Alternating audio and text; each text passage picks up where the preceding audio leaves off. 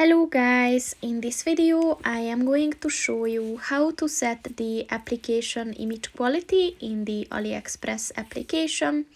But first I just want to mention, don't forget to subscribe to my channel, because at 10,000 subscribers I am going to show you my whole YouTube revenue statistics and growth strategy, as well as how to make money online. Let's jump into it. First of all, open the application on your phone and then click on the account button at the bottom of the page on the right, and then click on the settings button at the top of the page on the right, and then just look for the app image quality button and click on that. And as you can see, there are 3 modes that you can set, so just click on the one that you want to use.